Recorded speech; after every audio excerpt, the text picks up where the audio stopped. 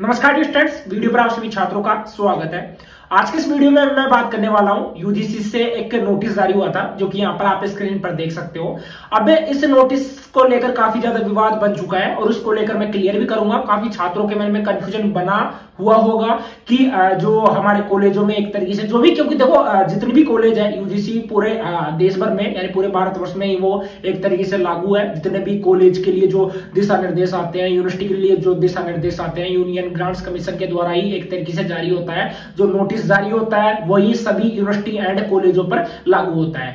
अब देखो एक विवाद बना हुआ है, एससी एसटी ओबीसी की जो पोस्ट है यानी कॉलेज में एक तरीके से आरक्षित यानी आरक्षित जो पोस्टें रहती है, रिजर्व जो पोस्टें रहती है, उनको लेकर एक विवाद बना हुआ है कि ये जो पोस्ट है वो अब से हटने वाली है। यानी कि जिसकी जो क्वालिफिकेशन होगी, जितने ज्यादा नंबर होंगे उनके हिसाब से उनको एक तरीके से जो कॉलेज में सीटें हैं वो उनको मिलेगी। अब इससे पहले क्या था कि जो एससी का स्टूडेंट है, अगर उसकी जैसे 20 सीटें हैं तो 20 सीटें पर उसको एक तरीके से एडमिशन दिया जाता था, और उसके बाद में अगर 20 सीटें वहां पर प्रॉपर रूप से नहीं भर पाती है तो वो सीटें खाली ही रह जाती थी। लेकिन अब ऐसा नहीं होगा। क्या है पूरा मामला, तो वो मैं आपको क्लियर करने वाला हूं।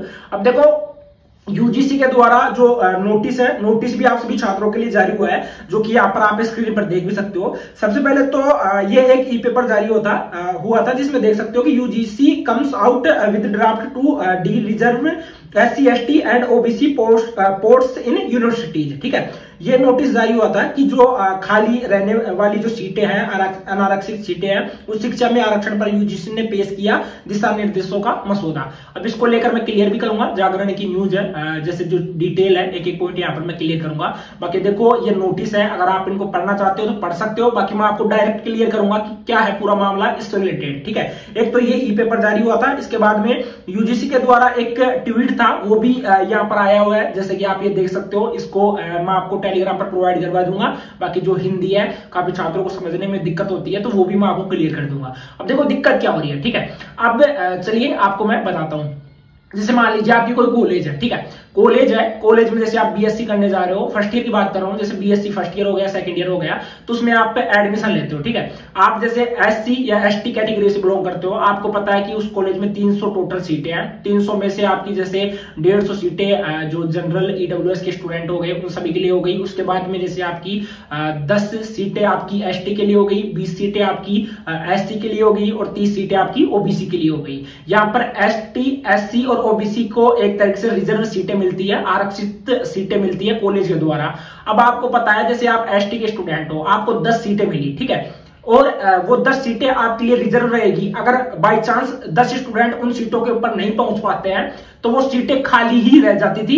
लेकिन इस बार ऐसा नहीं होगा। अगर वो सीटें जैसे मान लीजिए 10 सीटें थी और 10 सीटों पर 7 स्टूडेंट ने एक तरीके से एडमिशन ले लिया, और उसके बाद में जो भी एलिजिबिलिटी रहती है कॉलेज के द्वारा कि हमारी 75% यहाँ पर मिनिमम एलिजिबिलिटी रहेगी कि 75% जिनके नंबर आ रहे हैं वही कॉलेज में एडमिशन ले पाएगा। अगर कोई स्टूडेंट के नहीं आ रहे हैं, यानी कि जो 7 स्टूडेंट थे उनके 75 से अबाउ नंबर थे, तो उनको एडमिशन मिल चुका है। अब 3 सीटें आपकी खाली रहती है, तो इन 3 सीटों को यानी कि आरक्षित सीटों को अनारक्षित करके वहां पर अदर जो स्टूडेंट है यानी जो जनरल कैटेगरी के स्टूडेंट है उनको एडमिशन दिया जाएगा। ये पूरा प्रोसेस है इसमें, चाहे फिर वो एससी की बात करें, एसटी की बात करें, ओबीसी की बात करें। अब देखो इसके ऊपर एक तरीके से मंथन चल रहा है। अब क्या है पूरा मामला, एक बार मैं आपको पढ़कर भी बता देता हूं, जिससे जो आपका डाउट है वो क्लियर भी हो जाएगा।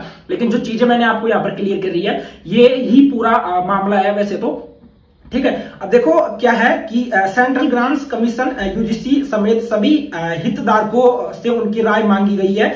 उच्च शिक्षा को लेकर यूजीसी के दिशा निर्देशों के नए मसौदे में कहा गया है कि निर्धारित कानून का पालन करते हुए एक रिक्त आरक्षित सीट से आरक्षण हटाया जा सकता है, किसी भी एक सीट से हटाया जा सकता है, जो कि मैंने बिल्कुल क्लियर कर दिया है। अब इसके बाद में जो मेन पॉइंट है उसको लेकर मैं बात कर देता हूं, जिससे कि आपका जो भी डाउट है वो क्लियर हो जाएगा। यानी कि जो आपकी आरक्षित सीट है उसको वी आरक्षित कर दिया जाएगा, यानी कि जो रिजर्व है उसको डी रिजर्व यहां पर कर दिया जाएगा। ठीक है, उसके बाद में अब देखो ये लागू कब होगा, यहाँ पर एक तरीके से परमिशन भी लगेगी और परमिशन की बहुत ही ज्यादा रिक्वायरमेंट रहती है। अगर वो नहीं होगा, क्योंकि यहाँ पर जो जेएनयू के छात्र हैं, जैसे कि आप इधर स्क्रीनशॉट भी देख पाओगे कि जो जेएनयू के छात्र संगठन करेंगे इसका विरोध प्रदर्शन, क्योंकि वहां पर काफी जो SC ST OBC के जो स्टूडेंट है उनको काफी दिक्कत झेलनी पड़ेगी, क्योंकि अगर उनकी सीटें हैं वो एक तरीके से जनरल वालों के द्वारा खाई ली जाएगी, एक तरीके से समझे तो। ठीक है, अब इसके बारे में आपको यहाँ पर मैं क्लियर करता हूं। जो इंपॉर्टेंट चीज है वो यहाँ पर मैं क्लियर करूंगा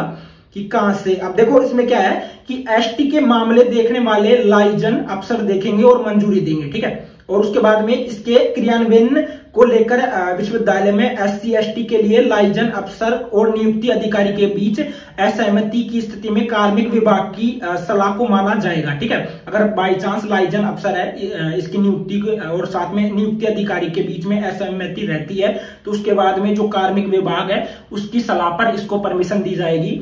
ठीक है, अगर वो भी एक तरह से इनकार करता है तो ये ऐसा नहीं हो पाएगा। लेकिन कुछ अभी देखो जो ई पेपर जारी हुआ था उस ई पेपर में 27 तारीख यानी रविवार तक का एक तरीके से जो जनता के द्वारा आउटपुट मांगा जाता था वो था।